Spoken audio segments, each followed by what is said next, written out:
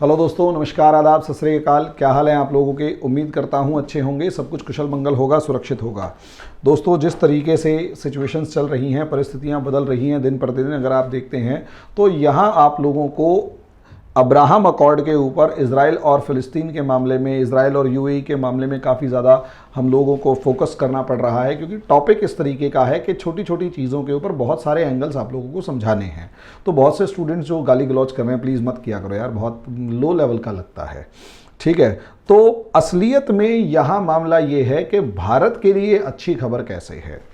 भारत के लिए अच्छी खबर इस तरीके से है दोस्तों कि अगर आप यहाँ पर देखते हैं, यहाँ इंडिया को देखते हैं, तो इंडिया या दुनिया की कोई भी कंट्री अगर हुई, दुनिया की अगर कोई भी कंट्री है और उसकी फॉरेन पॉलिसी अगर आप लोग देखना चाहें, दुनिया का कोई भी देश है और उसकी विदेश नीति जो है वो दो चीज़ों पे डिपेंड करती है। उनमें से जिन भी चीज़ों पर डिपेंड करती है, उसमें एक चीज़ है डोमेस्टिक पॉलिसी या डोमेस्टिक पॉलिटिक्स या डोमेस्टिक डिमांड। अब ये जो डोमेस्टिक पॉलिटिक्स है, ये चीज़ मायने रखती है, और दूसरी चीज़ कहीं ना कहीं रिक्वायरमेंट जो इंटरनेशनल सिनारियो है वो भी मायने रखता है। अब और भी बहुत सारी चीज़ें हैं जो मायने रखती हैं, उसके ऊपर मैं यहाँ पर नहीं बता रहा। क्लास में तो हम इसे बहुत ज़्यादा डेप्थ में लेकर जाते हैं और टॉपिक को 3-3, 4-4 दिन तक लगातार पढ़ाना पड़ता है। 4-4, 6-6 दिन हो जाते हैं सिर्फ पॉलिसी के प्रिंसिपल्स बताते, और फिर भी थकते हुए नज़र आते हैं कि फिर भी यार रह जाता है कि यार बहुत सारा रह गया अभी भी, चलो कोई बात नहीं, बच्चों को बता दिया कि ये टॉपिक देख लेंगे।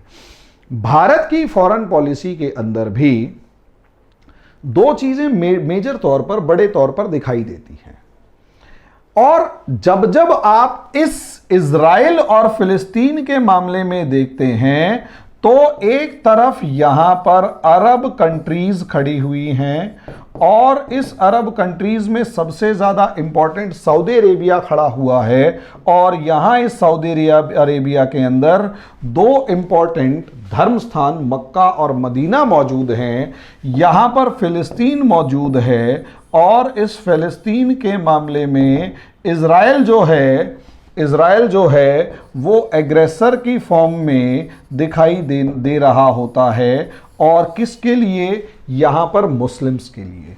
असलियत में मुस्लिम्स ऑफ दिस वर्ल्ड जो हैं, उनके लिए ये पूरे का पूरा जो मामला है इजराइल फिलिस्तीन वाला, वो एक इमोशनल इशू है। उसमें जेरूशलम जो है, अल अक्सा मस्जिद, वो भी इमोशनल इशू है। अब इंडिया की पॉलिटिक्स में अगर आप देखोगे तो 14% के आसपास मुस्लिम का पॉपुलेशन है, और इस 14% पॉपुलेशन की जो जनसंख्या है वो अप्रॉक्सीमेट, अगर हम 20 करोड़ के आसपास मानकर चलें तो 20 करोड़ पॉपुलेशन या 22-24 करोड़ के करीब पॉपुलेशन काफ़ी ज़्यादा होती है। ये अपने आप में एक देश है। अब ऑब्वियस सी बात है, they are living in India but emotionally they are also attached to Arab countries as well as फिलिस्तीन एंड इजराइल, फिलिस्तीन अल अक्सा मॉस्क। यानी आपके साथ मजबूरी ये है, आपके देश के अंदर मजबूरी ये है, क्योंकि मक्का मदीना जो है जिस तरीके से हिंदुओं के लिए अयोध्या है, सिखों के लिए अमृतसर साहिब है और ननकाना साहिब है, वैसे ही मुस्लिम्स के लिए मक्का मदीना और अल अक्सा मस्जिद है। ऐसी सिचुएशन में इंडिया हमेशा जब भी, और सबसे बड़ी बात, इजराइल के पास टेक्नोलॉजी है, इजराइल के पास ताकत है, और इजराइल को सपोर्ट करने का मतलब यह है कि ब्रिटेन, अमेरिका और फ्रांस की तीनों की सपोर्ट इंडिया को वैसे ही मिल जाएगी। अब इंडिया इस डायलेमा में फंस गया था। इंडिया हमेशा इस दुविधा में फंसा रहता था कि अगर वो इजराइल के पास जाता है, इजराइल को सपोर्ट करता है, तो अरब कंट्रीज से मिलने वाले तेल के ऊपर असर पड़ रहा है, अरब कंट्रीज से मिलने वाली जो रेमिटेंसेज हैं, क्योंकि आपके बहुत सारे देश के जो लोग हैं वो यहाँ जाके काम करते हैं, उस पर फर्क पड़ रहा है। तेल और रेमिटेंसेज को एक बार को इंडिया झेल भी जाए, इंडियन पॉपुलेशन के अंदर जो बड़ी संख्या मुस्लिम्स की है और वो अगर प्रोटेस्ट पर उतारू हो जाएं, वो अगर इंडिया के गवर्नमेंट के ऊपर डिस्कशन करने से या प्रेशर क्रिएट करें या एक बार को वो एंटी होना शुरू कर दें, तो इंडियन गवर्नमेंट के ऊपर दबाव पड़ना ही पड़ना है। इसीलिए इजराइल से, और इस चीज़ का एक एग्जाम्पल जो है वो असदुद्दीन ओवैसी जैसा एक गधा नेता है, उसको अगर आप देखेंगे तो वहां उसके भाषणों में साफ नजर आता है कि जब आपके प्रधानमंत्री इजराइल गए तो उस जैसे इंसान ने क्या कहा कि हमारे कलेजे को ठंडक पहुंचती अगर भारत के प्रधानमंत्री फिलिस्तीन भी पहुंच जाते। इसका मतलब यह है कि आपको आपकी फॉरेन पॉलिसी, आपकी खुद की स्टेबिलिटी, आपकी सिक्योरिटी से कोई मतलब नहीं था। ओवैसी जैसे नेताओं को उन्हें इमोशनल इशू उठाकर इजराइल से मिलने वाली टेक्नोलॉजी से कोई मतलब नहीं है। टेक्नोलॉजी से तो वैसे भी दूर दूर तक ओवैसी जैसे का कोई मतलब भी नहीं है। लेकिन इजराइल की कम्युनिटी वो सपोर्ट से अगर इजराइल के साथ आप खड़े हुए हो जाते हो तो वो कहीं ना कहीं एंटी दिखाई देता है, वो कहीं ना कहीं एंटी दिखाई देता है इंडियन मुस्लिम्स को कि आप मुस्लिम्स के अगेंस्ट है। यानी इजराइल के साथ खड़े होना, एंटी मुस्लिम स्टैंड, एक परसेप्शन डेवलप कर देना इंडिया के लिए, और इंडिया की जो गवर्नमेंट है उसके लिए हमेशा यह समस्या रही है। कांग्रेस गवर्नमेंट जब जब इंडिया के अंदर रही, कांग्रेस गवर्नमेंट ने अपने मुस्लिम वोट बैंक के लिए, मुस्लिम्स को नाराज ना करने के लिए या मुस्लिम्स की नाराजगी की डर से इजराइल को कभी रिकॉग्निशन ही नहीं दी, इजराइल से कभी बातचीत ही नहीं करी। वो तो 1992 में जाके मजबूरी में बातचीत करनी पड़ी अमेरिका के दबाव में, और वो सरकार और गिर गई इंडिया की। यानी आपकी फॉरेन पॉलिसी हमेशा एक दुविधा में रही। दुविधा क्या थी? दुविधा ये थी फॉरेन पॉलिसी के, इंडिया जो है वो इजराइल को सपोर्ट करेगा तो मुस्लिम्स भड़क जाएंगे, नहीं करेगा तो टेक्नोलॉजी नहीं मिलेगी, अमेरिका, ब्रिटेन, फ्रांस भड़क जाएंगे, सोवियत यूनियन रहा नहीं, कहां जाए। ये सबसे बड़ी दुविधा थी। और रही सही कसर, ये अरब कंट्रीज जो हैं, इनके वहाबिस्ट आइडियोलॉजी जैसे जैसे वहां से आएगी वो पूरे इंडिया को वैसे डिस्टर्ब किए रखे। तो बहुत ज्यादा समस्याओं के अंदर इंडिया हमेशा दुविधा में, और ओवैसी जैसे गधे नेता भारत की फॉरेन पॉलिसी को धर्म से जोड़कर देखने का दबाव हमेशा बनाए रखते थे। यह हमेशा समस्या थी।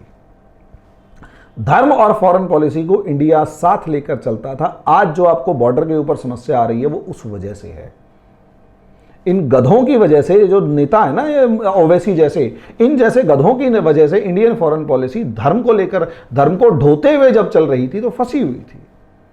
अब क्या हुआ?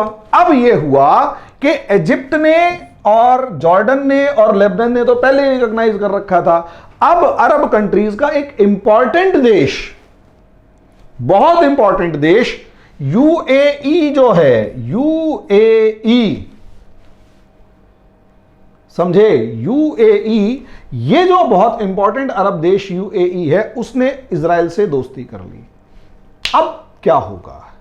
उसका इजराइल से दोस्ती करने का मतलब यह है कि भारत सरकार को एक मौका मिल गया कि यार देखो, डोमेस्टिक पॉलिसी के मामले में भी, कि यार देखो एक बात बताइए, आप क्लियर वर्ड्स में बताइए कि जब अरब देश ही इजराइल को रिकॉग्नाइज कर रहे तो हम क्यों ना करें? जब अरब देश इजराइल से हथियार खरीद रहे तो हम क्यों ना खरीदें? अगर अरब देश इजराइल से, यूएई अपने आप में बहुत इंपॉर्टेंट, बहुत रईस अरब देश है, वो अगर इजराइल से ट्रेड करे तो हम क्यों ना करें? वो हाथ मिलाएं तो हम क्यों ना मिलाएं?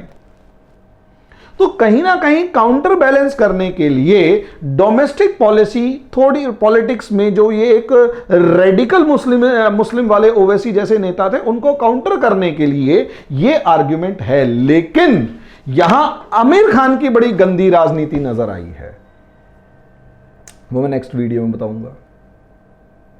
आमिर खान की गंदी राजनीति नेक्स्ट वीडियो में बताऊंगा कि किस तरीके से आमिर खान ने बहुत गंदा रोल प्ले किया और आपकी फॉरेन पॉलिसी के ऊपर दबाव बनाए रखने की पॉलिटिक्स अभी से चल दी।